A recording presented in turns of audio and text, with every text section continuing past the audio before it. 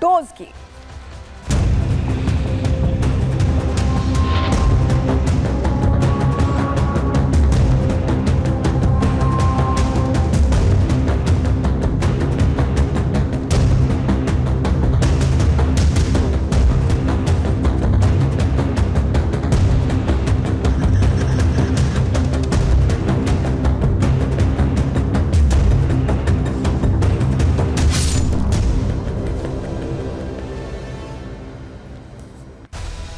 रोज आप सुबह खबरें देखते हैं कि उत्तर प्रदेश में यहाँ एनकाउंटर हो गया, वहां एनकाउंटर हो गया, इस तरह हिसाब हो रहा है अपराधियों का और रोज हिसाब हो रहा है। और बाकायदा लखनऊ से योगी आदित्यनाथ ने लाइन क्लियर की हुई है कि कैसे जीरो टॉलरेंस की नीति पर चलना है। और यही वजह है कि अपराधी अब यूपी में पहले तो अपराध करने से डरते हैं और अगर अपराध होता है तो 24 घंटे के अंदर उनको इस तरह का हिसाब दिया जाता है कि वो समझ जाते हैं कि उत्तर प्रदेश में रहना है तो अपराध से तौबा करनी ही पड़ेगी। चलिए सबसे पहले जरा आपको तस्वीर दिखा रहे हैं। ये तस्वीर जो आप देख रहे हैं ये वाराणसी की तस्वीर है और 24 घंटे के अंदर की ये 3 तस्वीरें हम आपको दिखाने वाले हैं। पहली वाराणसी की है, अपराधी पर कैसे योगी ने इंसाफ यहाँ किया। मुठभेड़ के बाद इरशाद को गिरफ्तार किया गया है। वाराणसी से इरशाद को यहाँ गिरफ्तार करने की तस्वीर। अगली तस्वीर बहराइच की देंगे अब आपको। बहराइच की जरा तस्वीर दिखाते हैं।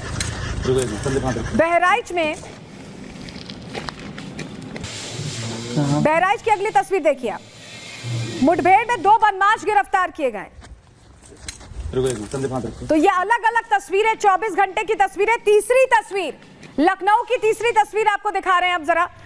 मुठभेड़ में 2 बदमाश लखनऊ में भी घायल हुए हैं। तो ये पिछले 24 घंटे में 3 जगहों पर ऑपरेशन कैसे चलाया गया ये हमने आपको बताया। लेकिन चलिए अब जरा आपको पूरा डेटा दे देते हैं कि कैसे कार्रवाई पिछले 1 साल में हुई है। यूपी पुलिस और अपराधियों के बीच 1 साल में 700 मुठभेड़ हुई है, 700 एनकाउंटर्स हुए हैं और करीब 750 अपराधी एनकाउंटर में घायल हुए हैं। और बड़ी बात यह है कि एनकाउंटर में पुलिस ने 33 अपराधियों को ढेर भी किया है और इनमें से 3 आतंकी भी शामिल हैं जिन्हें ढेर किया गया है।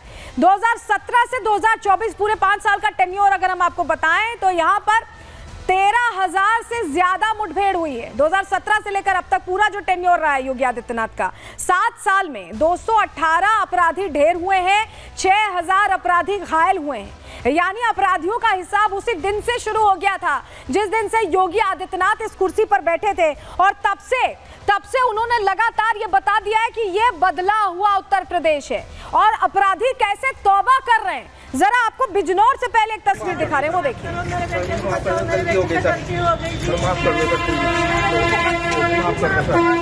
सर गलती हो गई, प्लीज सर माफ कर दो। माफ कर दो सर, गलती हो गई सर, माफ कर दो सर। तो ये हालत देख रहे हैं आप, ये हालात हैं अपराधियों के। माफ करो, तौबा करो और गलती हो गई कि जो आवाजें आप सुन रहे हैं ये डर है, ये धमक है उत्तर प्रदेश में योगी शासन की। और यही वजह है कि कानून यहाँ पर हाथ में लेने वालों का तुरंत हिसाब होता है। रिपोर्ट देखिए।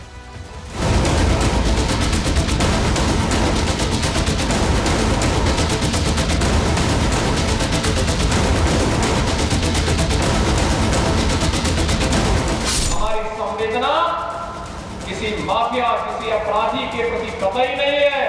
जीरो टॉलरेंस के साथ सरकार कार्य करेगी। यूपी में लिस्ट तैयार, रडार पर बदमाश। पुलिस का एक्शन, हाथ जोड़कर बदमाशों का सरेंडर। योगी फोर्स का एक्शन, यूपी में बदमाशों को टेंशन।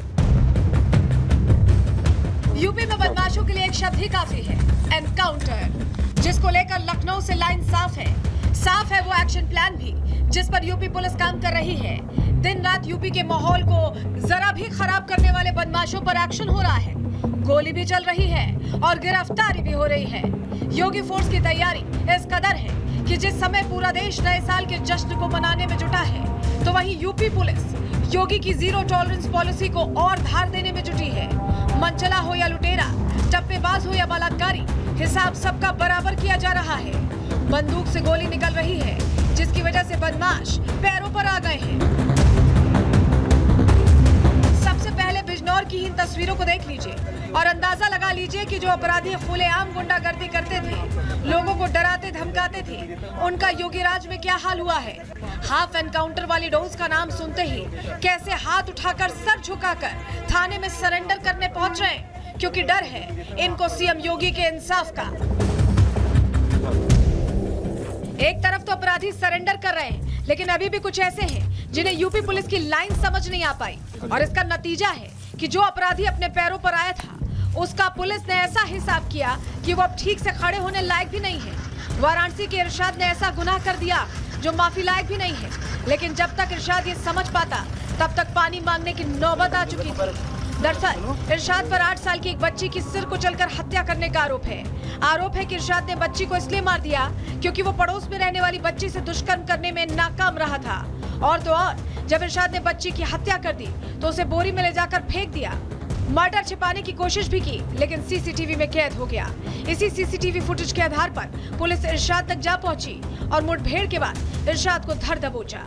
पुलिस जो है सुरागरसी पतारसी में लगी थी और अभी देर रात्रि सूचना मिली थी कि जो अभियुक्त है इरशाद, इसने पुलिस टीम पर जानलेवा फायरिंग की थी और उसी जवाबी फायरिंग में इसके गोली लगी है और मुठभेड़ में घायल हो गया है। उपचार हेतु इरशाद को नजदीकी अस्पताल ले जाया जा रहा है।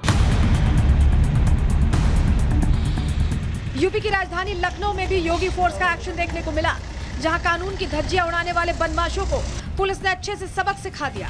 दरअसल सड़क पर दौड़ती बिना नंबर प्लेट की बेकाबू कार पुलिस चेकिंग के दौरान भी नहीं रुकी, जिसके बाद पुलिस ने गाड़ी का पीछा कर एनकाउंटर कर दिया, जिसमें 2 बदमाश घायल हुए तो वहीं 2 बदमाश चकमा देकर फरार हो गए।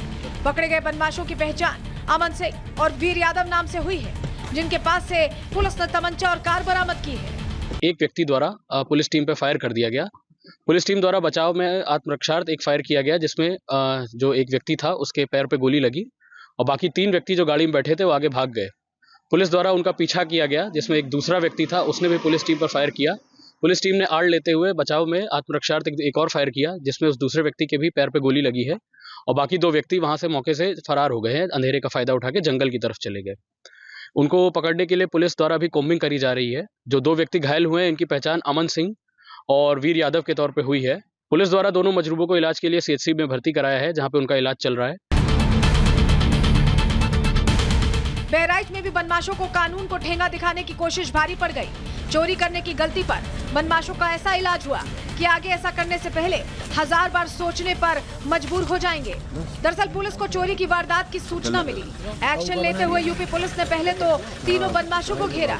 उनको गिरफ्तार करते उससे पहले बदमाश एक और गलती कर बैठे और पुलिस पर फायरिंग कर दी। तभी जवाबी कार्रवाई में एक बदमाश असलम के पैर में गोली लगी, दूसरे को पुलिस ने दौड़ा कर दबोचा, तो वहीं तीसरा अंधेरे का फायदा उठाकर फरार हो गया। 3 लोग बाइक से आते हुए दिखाई पड़े। इनको पुलिस ने जब रोकने का प्रयास किया था, उसमें से एक आदमी ने पुलिस पार्टी पे फायरिंग कर दिया। पुलिस ने भी अपने बचाव में जवाबी फायरिंग की, जिसमें अभियुक्त असलम के पैर में गोली लगी और एक व्यक्ति को पुलिस ने दौड़ा करके पकड़ा। तीसरा व्यक्ति मौके से भाग गया, फरार हो गया। उसका अभी तलाश जारी है। घायल अभियुक्त को इलाज हेतु जिला अस्पताल भिजवाया गया। बहराइच में चोरों का इलाज हुआ तो वहीं गाजियाबाद में भी गौ तस्करों का हिसाब किया गया। ऐसा हिसाब हुआ कि गौ तस्कर शादाब अपने पैर पर चलने लायक नहीं है। दरअसल शादाब के ऊपर गौ तस्करी के कई मामले दर्ज हैं, जो अपने साथ बंदूक और गोलियां भी लेकर चलता था, लेकिन अब